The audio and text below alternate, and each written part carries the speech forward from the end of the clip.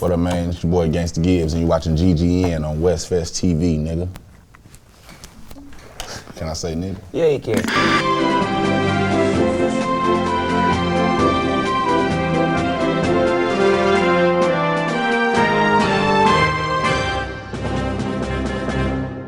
that my nephew, Young Bleed Coleon? Coleon.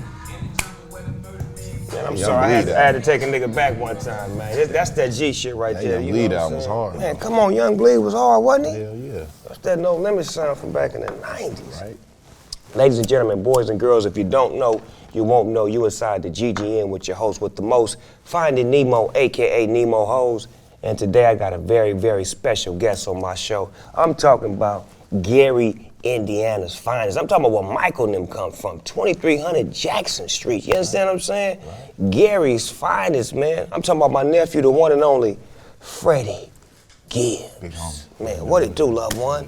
Man, it's a pleasure and an honor to have you on the show, man. I've been trying to get on this motherfucker for a minute. Man, we've been looking for you, man. You've been putting in your work. You've been dropping hot shit. You've been a part of hot shit since the first time we heard your voice, and it's a pleasure to treat to have you sitting on the show right now, being able to talk about what you've been doing and what inspired you. You know, what I really want to know is like, what got you started rapping?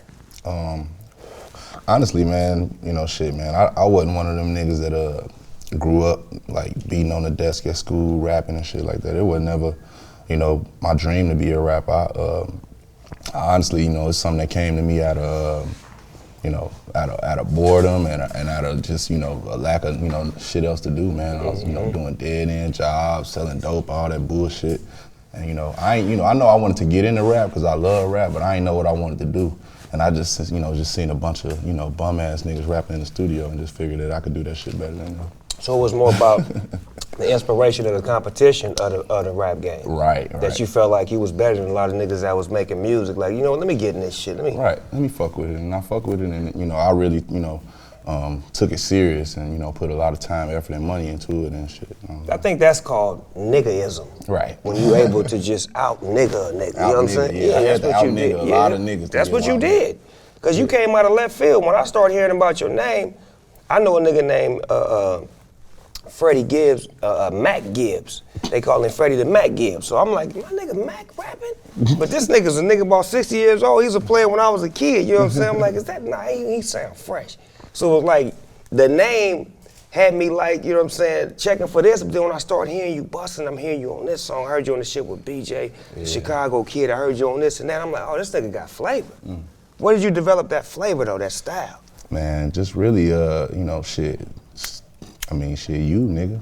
You niggas like you and Pac and Scarface and shit like that. You know, I came up on that shit, you know, a whole lot of, you know, Scarface, you know what I mean?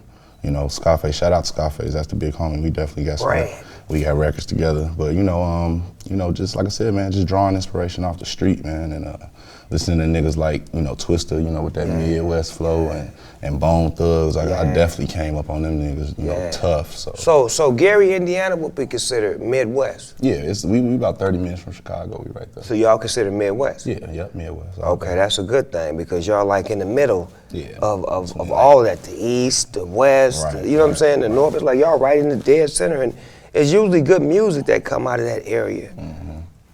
So you know what, man, I was inspired a lot about, you know, the West Coast. You know, I've been living out here like, you know, 10, 11 years now. So you know, grew up out here a little bit. home, you know what I mean? Yeah, so, you know, I fuck with, you know, from the Bay to LA, you know what I mean? Shout out to, rest in peace to my homeboy Jacka too, man. You know, that was a close homie. Real man. niggas from the, You know, but you know, like I said, man, I draw inspiration from everywhere. You can't really put my music in a box, man. You know, I grew up on music from the South, the Midwest, East Coast, you know, a lot of heavy shit on the West Coast, so, you know, you get a lot of that. I think that's why you felt, that's why motherfuckers feel you, because you have a universal sound that's appealing to everybody, and it's not one-sided. Nigga didn't know you was from Gary. You know, that ain't no disrespect. That's just like, you just sound like you not from nowhere. Like, nigga, you gotta think about, what do a Gary nigga sound like? You ain't never heard it. Nope. Except Mike. Yep. You know what I'm saying? So it's like, you know, I kind of created that something. sound. You know, that's I created like, this sound, nigga, this is what it's gonna be. Right, exactly. After me, there will be you. Right, exactly. But after me, there will be you. Right, but it's me first at all times. So, you know, that's how I look at it, you know, and I, you know, like I said, I think I'm, you know, carrying the flag, not just, you know, for Gary, but just for, you know, the street music, period. You know, it ain't a lot of real, thug niggas really like, rapping no more. You know what I mean? A lot of niggas just, They singing and shit. Yeah. That's the easy And ain't nothing wrong with that too. Ain't nothing wrong with that. We do that shit too, but it's just all about, Can you do a little bit of both? Right. I really like what that nigga Kendrick doing, man, because he lyrically stand alone. That's a bad motherfucker. Right. With that album, he set himself apart from a lot of niggas, man. So. But that's what I say. As young MCs, it's your job to aim at what y'all want. You gotta aim at it. If you want an album, you gotta make an album. If you want a hot song, make a hot song. It's all about what you want. You gotta creatively go in there knowing what you want before you present it to the world. Right. Whatever you believe, we gonna follow you. You know what I'm saying? Especially if you got motherfuckers in line, but you gotta give them something that's worth listening to. Right. What's happening with your LP with Mad Lib, Pinata? Oh yeah, matter of fact, I got one of them for you, right? Oh, you got one for me? Yeah, I got one for you, man, the vinyl thing. Can I get a Sharpie, somebody, so my nephew can sign mine? Because he know I'm an old school nigga. He brought me vinyl. You want me to sign that for you? Yeah, nigga. Oh, nigga, that's what's up. This nigga brought me wax. He know I'm an old school nigga. See, a young nigga, he couldn't get this to a young nigga. Be like, what is this? Right. How I'm supposed to play this, Freddie? Yeah, I gave it to you on wax. This ain't gonna fit in my CD player. Yeah. Yeah, man, that record, that was, like I said, man, that's another, piece to the puzzle that I added, to my collection, to set me apart from a lot of niggas. Cause a lot of niggas can't do a record with Mad Lib, you know what I mean? And, like I said, that came out of left field and, I'm anxious. We brought it to perfection. We really put something real special and real classic together with that, so. I like your look on there. You down with Adidas? Yeah, I'm down with Adidas. Hell yeah, shout out to Adidas. You paid for that or they gave you that for free? They always give me, man, shout out to Adidas, shout out to Well, everybody at Adidas. I'm a football director over there, so if they would have charged you, I would have had a real serious problem Nah, with that. Adidas show me love. They always show me love. You better. It's my motherfucking nephew. I better not ever hear about y'all charging. Did you get him them Yeezys? They get you them Yeezys? Nah, I ain't got them. I got some. I was gonna sell mine though. Hey, so they say you a fan of old school black exploitation movies. Yeah, nigga, that's where my name come from. Oh, for real? Yeah, the Black Caesar, Tommy Gibbs. Tommy Gibbs, Hell Up in Harlem. Fred Williamson, my nigga. Yes, sir. He from Gary. Oh, he is? All right. Let me give you the game about Fred Williamson. I done a movie with him, right? I done 2 movies with him. That nigga's a football player. Yes, sir. Hammer. One of the best to hammer yet. So I'm I a big did. football head too, Yes, by the sir. way. We gonna talk about that too. So I did a movie with him, right? And we did, I think it was Starsky and Hutch. Mm-hmm. So he came in my trailer. And I was just asking some questions. I was like, so Fred, how did you do all these movies back in the 70s and this and that? He was like, because I was tired of motherfuckers casting me this way. And he said, one thing I told myself was when I was able to shoot my own movie, he said, I'm gonna win all my fights, I'm gonna get all the girls, and I'm gonna live. And that shit had never been done with a black actor in the 70s until he did that. Right. We used to get killed, lose all our fights, Right, and get our shit. girl took from us. Hard to that. He flipped the script, so that's why when I started doing movies, I took his philosophy. I'm gonna win all my fights in my movies, you know that, because I can fight, and I'm gonna get all the girls. And at the end of the movie, I'm living. I can't die no more. I died in too many movies. Right. Like, give an impression of livelihood. That's what that black exploitation was. It gave us hope. Like, our heroes lived at the end of the day. Superfly lived. Goldie lived. Right. They lived. They didn't get killed. Right. You understand what I'm saying? They rolled out into the sunset, so it's like it's dope that you tapped into that and you using that for your move, because now I'm gonna promote you even harder now because you connected to that black exploitation That's thing. love all day. Yeah, I be on That's all real. that shit. What's your favorite movie of all time, black exploitation? My favorite, probably Black Caesar, man. You know what I mean? Hell Up in Harlem. Those two combined.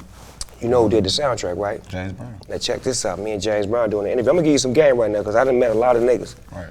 James Brown do the first soundtrack, which is Black Caesar. They give him the movie and say, James, we need the music to be 45 seconds for this scene. James like, fuck that. I don't make 45-second songs. Right. Nigga. Y'all take it, nigga, I'm making my song. So when they got to the second movie, they told James the same thing. James said, fuck that. I'm not doing that. I did this album for y'all. Here's the album for the movie. They told James, we don't want it. Guess what that album was? What? Paid the Cost to Be the Boss. Oh, wow. Now, if you know the movie and you listen to that song, what is he talking about? He talking about, the shit that the boss had to go through to become the boss. It's the story. Right. But since they didn't use it, that went on to become one of his biggest records. Right. They fucked up. Yeah, because see, that wasn't a black man shooting that movie. That was just a black man telling that story. Right. Dig that. Now we in control, so you could tell your story how you want to tell it. So if you was able to tell a story, a Freddie Gibbs black exploitation story, what would it be about? I mean, shit, it'd probably be about my real come up, man. You know what I mean? Like, you know, I struggled, coming out of Gary, getting in this rap game, and, it was a lot of hustling, a lot of, robbing, and a lot of shit a nigga had to do to, get where I'm at today, to invest in myself, because, I ain't never really, had no investment from no label or nothing like that. I was signed to Interscope for like, 8 months, you know what I mean? And, that was over. And once that was over and done with, man, I had to, really take it on myself and really, invest every dollar into myself, into this, ESGN shit, and really, pump so it out. So you're an independent artist, basically? Definitely independent, totally independent. That's your mentality? Definitely independent. Like I said, man, I met JT out there, man. He one of my heroes, man. The whole way that he took it. That's why I admire a lot of niggas from the Bay, man. They whole mentality with the independent thing. So when I moved out here, I adopted that same philosophy. Yeah, that's a gangster philosophy. Speaking of JT, me and him got trapflix.com, which is the hottest place for people like myself and yourself to get off those independent movies for you filmmakers who don't have a home to play your movies and get them out there. This is what we're here for, trapflix.com, to give you that avenue to be the new lane to do your thing. Right. Shout out to that nigga Master P, man. Yeah, for real. I'm about it. That really, Yeah, that was some G shit. He really inspired me to make a film. G shit. That shows you a nigga could take a little bit of money and put a lot of heart on screen. See, it's not about the money, it's about the emotion. That's what we doing at Trapflix. We don't focus on big budgets, we focus on the emotion that we leave on the screen. Right. So, what's that Freddie Kane I heard about? Oh, here you go, right here, this yours. That's weed? Yeah, it's weed. Freddie Kane is weed? Freddie Kane is weed. Shout out to Lumber Farms, man. I thought another nigga was finna come out here and sit next to us. Nah, that's me, Freddie Kane. That's my alias. You didn't fool me, man. I'm choking up like, nigga, I thought I'm finna pull another seat out here for Freddie Kane. I mean, you smoke this shit, you might see another nigga. Shout out to Lumber Farms, they cultivate this Freddie Kane weed for me. You know what I mean? Can I see what it look like under the light? That's yours right there. Give me the light.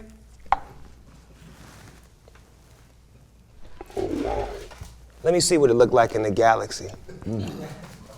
Beam up. Oh wow, that's very intergalactic. Lower your hand a little bit so we can, there you go.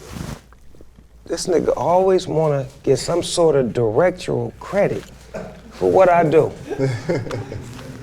This nigga love just jumping in. Hey, yeah, drop your hand down 2 centimeters. Yeah, that was me who directed that scene right there with the... This nigga right here, Mosaic, my nigga. Yes, sir. Did you play any high school football? Yeah, definitely play high school football. What position? Wide receiver. Nigga, what? Yeah, man. I played in college too for a year. What? At Ball State. Shout out to Ball State. Go ahead, nigga. Shout out to Gary Westside. Go ahead, nigga. Yeah, man, definitely, man. I got kicked out of school though, but football definitely a passion of mine, man. I ain't gonna say I wish I was having a son. I'm having a daughter, but when I have a son, he definitely gonna play football. When I have a son, You ready for another one? Nah, shit. She's like, that nigga ain't talking to me. Right. But I was trying to get back into the celebrity basketball game, right? The one that Kevin Hart keep winning the MVP every year when he don't even be doing nothing. Oh, we could do that too. I mean, I house Kevin Hart. I wish Kevin Hart would. But how the hell do he be getting MVP of it? How do niggas be letting that nigga win though? Them niggas like J. Cole. It's certain rap niggas that can hoop. Niggas like Game can hoop. J. Cole can hoop. Yeah. You know what I'm saying? How do niggas be letting Kevin Hart win? Because they don't be letting them niggas playing that game. They don't be letting a nigga like me. See what I'm saying? They don't be letting a nigga like me. I got in they let me in one time and I did too much. They was like, oh, that nigga too good. Get him out of here. We thought he was just gonna come sit on the bench. That nigga shooting threes, blowing his hand, and around the back passes and damn near dunking. I'm like, you know what, I get it. I'm gonna put my own hood game out there. So you know what, fuck y'all. Y'all don't wanna invite no real niggas. We doing a real nigga celebrity basketball game where the fans pick the MVP. Let's do that. Not no fucking computer. Right. It has a lot of kinetic tape. Man, first of all, her dribble game was cold. Oh. Davis on the draw. Oh, yes. They got done by 13-year-old girls. Right. Who's down with the Davis movement? Shout out to Monet Davis, man. Yeah, good looking, Monet, baby. She got a movie coming out about it. She got a Disney movie coming. She deserve it. She deserve it. She deserve it. I love to see our young little queen. This little punk ass white boy on the baseball team called her out her name on Twitter. No, he didn't. They kicked him off the team though, so that shout out to the slut on Twitter. Yeah, that wasn't right. That's all right. She got gangster in her. I like her. Monet. Hello, my name is Stormy Front, and I'm bringing you the weather today from French Lick, Indiana. Licking. Butt implants. Yes, they're very famous. I don't have one. See here? All natural. It jiggles. So today seems like there's gonna be dark storm clouds, just like my nipples. They're just very dark and sexy and chocolatey. You know, maybe you like your chocolate dark. I like my chocolate dark. I was going crazy, running around trying to get what's mine. Yeah, I was running around trying to get that, man. Cause anything slow on the low was a waste of my time. And so I grind, I was on that, for real. almost went blind. Chasing that bread, and that bread carries such a bright line. Shine, nigga. Plus I was rolling, I was losing my mind. That Molly. I was too turned up, I ain't know how to unwind. Then I slow my ass down, and right now I feel alright. They tell me that Eric Dickerson is your father-in-law, the great ED. Shout out to ED. That nigga had a mask with the goggle cut. This is in the 80s. I'm a 70s baby, right? So this is my era. They had a cage named after him. It was called the Dickerson. That motherfucker come down, then right here go boom, boom, where the goggles fit right there. Then the nigga had a Jerry curl, Right. and he played for the LA Rams. Yep. How about it? Kill him. Man, your father-in-law is a Hall of Famer. Hall of Famer. How that feel, man? It feel crazy, man. I was starstruck at first when I first went over the crib. Like, what he lied, man. You know what I mean? But you know, he cool. He a cool nigga, man. Y'all got a great relationship? Real good relationship, man. That's So, how it's supposed to be, man. Yeah. You giving him a granddaughter. Yeah, off top. And I know he told you, nigga, you play with my daughter, nigga, I'm gonna run your fullback on your ass. I go from running back to fullback. Him and Marcus Allen told me that shit. They was at the house, they like, hey man, nigga, you play, nigga, we gonna fuck you up. Yeah, man. see, that's his God baby. That's Marcus' God baby, and that's ED's baby girl. Come on now. So now you're about to be a new dad. What does that feel like to you? Oh, I feel good, man. I feel real good, man. I'm just got like Ready to change some diapers? Yeah. Warm up some bottles? Yeah, do all that, man. You know. Yeah. You hear Definitely this? a You life hear this changer. bullshit, baby girl? This nigga over here lying like a motherfucker. Talking about, I'm ready for all that shit. This is my first I'm one, ready so for all this. Take a baby class and we'll learn all that. Thank you. I took a couple baby classes. No, you got to learn how to burp. You got to burp her too. You got to put her right here and you do that. Oh damn. Then when she go, you gonna put her back down, and she gonna want some more bapa. Then you got to check her diaper. You got to check the diaper. That's what you got to do. You got to check it. You got to make sure it's right. You got to always play with it. Make her laugh. Put her on her back so she looking up at you. Put her on your chest. You know, these is little secrets I'm giving you. Right. That love thing. It's that love thing, right? Yeah, I need that. Yeah, it's parenting classes. You know what I'm saying? I teach those very well. Uncle Snoop. Despite me being a bad motherfucker, I'm a great parent. Right. You know what I'm saying? So I'm giving you some tricks, man, and make your baby girl love you forever, man. Right. Well, we inside the Smoker Studio, everyday people, AKA real nigga shit. I'm gonna ask you some questions you can answer to the best of your ability. Let's do it. What's the first thing you do or think of when you wake up? When I wake up, getting some ass. You know what I'm saying? Getting something to eat, going to the bathroom, them probably the main things. In and out of Fat Burger. In and out. Favorite pair of shoes all time? Wow.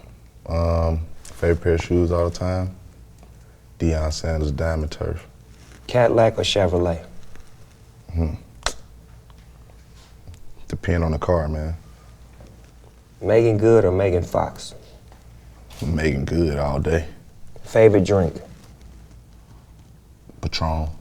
Favorite sports team? Bears.